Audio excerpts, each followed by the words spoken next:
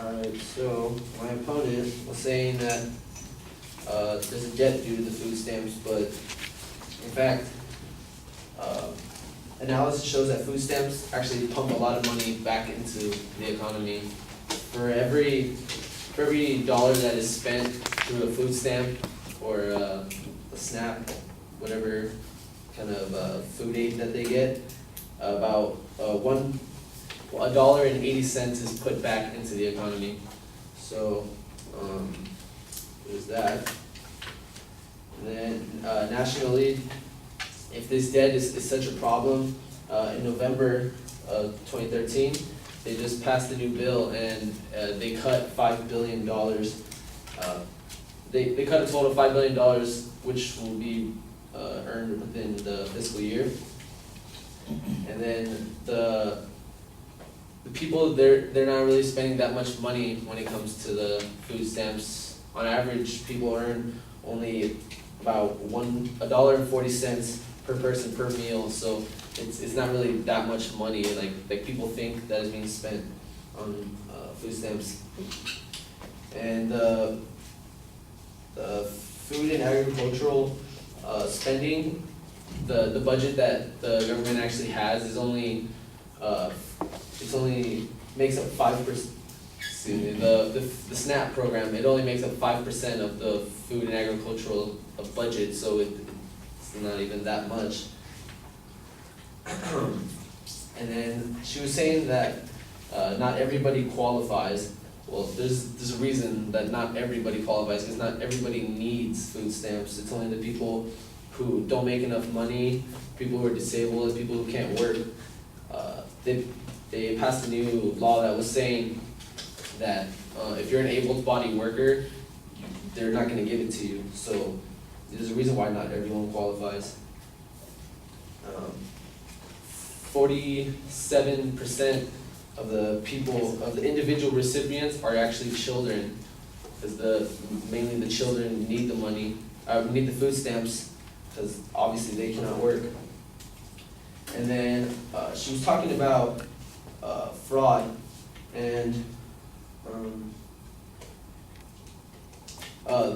the misconception that everyone has is that food stamps are actually like food stamps that you can walk in and just give them a stamp and they're going to give you that item. But now it's actually a debit card, an EBT card, and that EBT card has your name and your identity on it. So it's not like you can just walk in with a random EBT card and be like, oh, I'm going to use this. No, it has to be in your name, and when you get it, you have the proof of identification so you can use that card. In Rhode Island, this representative, Patricia Morgan, she introduced this new bill where it's a law in Rhode Island where you have to show your identification. There's some places now where that happens, where people don't show their identification, and in Rhode Island they have to, and their fraud rate over there is 0.5 to 1%. It's barely nothing.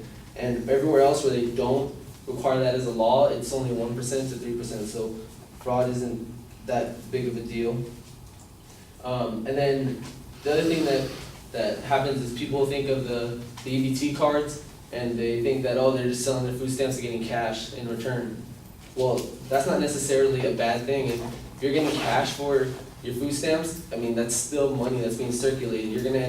That person's gonna end up spending the cash, and it's gonna go back into our economy. So it's not like it's just wasted money. It's gonna be used.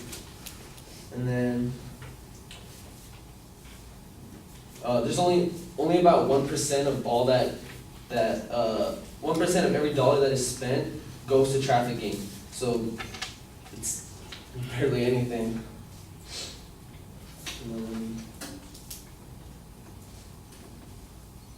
And if there is such a fraud problem and you know where it's going on, you can go to the USDA website, and they have a map where you can pull it up. You can say where the fraud is going on.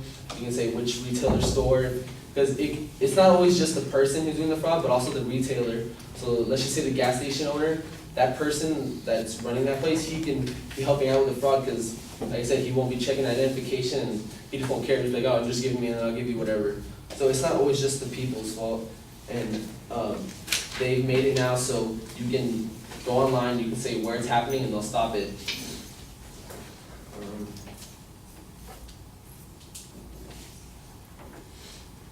And she was also saying that people get dependent on it, and that's not true because with the SNAP program, it's intended for it to only last for a little while. So when she was saying, oh, it's nothing, it's just a minor aid, it doesn't even last that long. Well, like, there's a reason why it doesn't last long, because it's just to get you back up on your feet. Once they get back on their feet, then you're back to paying for food yourself.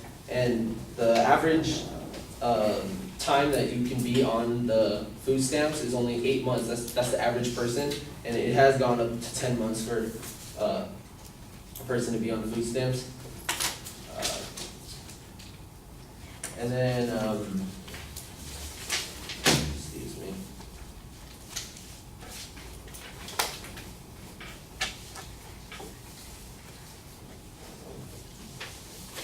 No, that's it.